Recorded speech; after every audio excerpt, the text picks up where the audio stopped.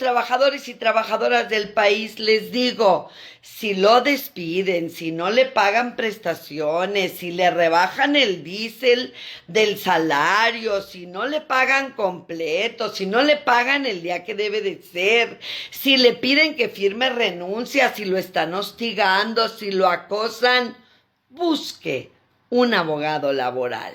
Sí, le va a cobrar, pero a veces sale más caro el caldo que las albóndigas. Me dice un trabajador: oiga, abogada, fíjese usted que a mí dejaron de pagarme mis salarios en mi trabajo y acudí al centro de conciliación, porque ya ve que es obligatorio ir al centro de conciliación antes de ir a la demanda. Pero los trabajadores no podemos llevar abogado. Cuando usted llega al centro de conciliación, lo primero que le dicen es: usted no necesita abogado para nada. Aquí lo vamos a representar. ¿Por qué hacen eso? Bueno, porque el Estado tiene un abogado o varios que son de servicio gratuito. Se llama Defensoría de Oficio. Y hay a nivel estatal y a nivel federal. Estos abogados están impedidos de cobrarle honorarios a los y las trabajadoras que van ante el Centro de Conciliación y Arbitraje, ya sea estatal o federal, porque les paga el Estado para defender trabajadores.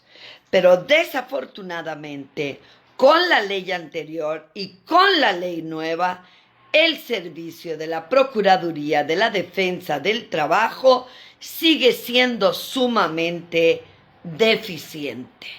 Es decir, le conviene más a un trabajador, antes de ir a los centros de conciliación, buscar un abogado privado que, aunque le cobre, difícilmente va a cometer los errores trascendentales, garrafales y a veces insalvables que cometen los abogados gratuitos del Estado. A este trabajador primero va por el reclamo de sus prestaciones porque no se las pagaba el patrón, incluidos los salarios. Primero fue por las vacaciones. Después va y les dice en la junta, en el centro de conciliación, que no le pagan salarios, que tenían un mes sin pagarle salarios. Y por ahí el brillante funcionario del centro de conciliación, auxiliado por el procurador de la defensa del trabajo, determinaron que dentro de las opciones que da para emitir el citatorio para la patronal, para tratar de llegar a una conciliación en el caso, la figura jurídica que aplicaba era la del despido. Pero no, en ese caso, en la rescisión por falta de pago en el tiempo y lugar convenido.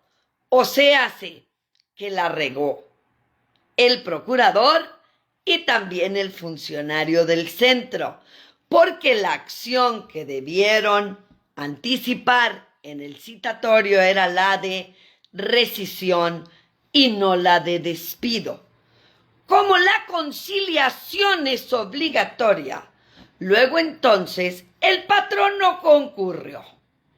Le valió un influyente y no fue a la conciliación. Luego entonces le dan al trabajador la constancia de no conciliación. Esa constancia de no conciliación es la base del ejercicio de la acción de los trabajadores. Es decir, solamente si no llegan a un acuerdo con sus patrones, como ha sido siempre, compañeros y compañeras, solo que antes esta conciliación la hacía el patrón con el trabajador solo ahí frente a él. y ahora lo hacen obligadamente, violando los derechos humanos más elementales de los trabajadores en un centro de conciliación. No llegó a ningún arreglo, le damos su constancia de no conciliación y ahora sí, navéguele, vaya y búsquese un abogado. Y cuando llega el trabajador con el abogado, en esa constancia de no conciliación, dice que no hay conciliación ante un despido. Y el trabajador no está en el caso de un despido, está en el caso de una rescisión.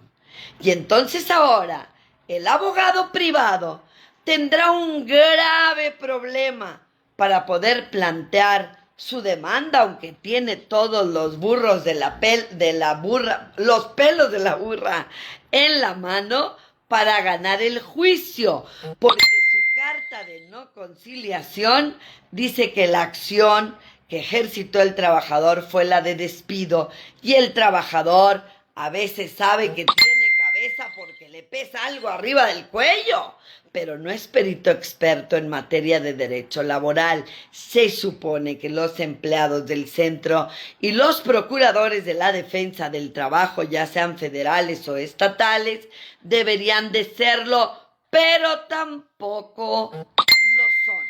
Son licenciados en derecho, sí, son abogados, sí, pero de ahí a que sean expertos hay una gran distancia y en ocasiones un gran abismo. Así que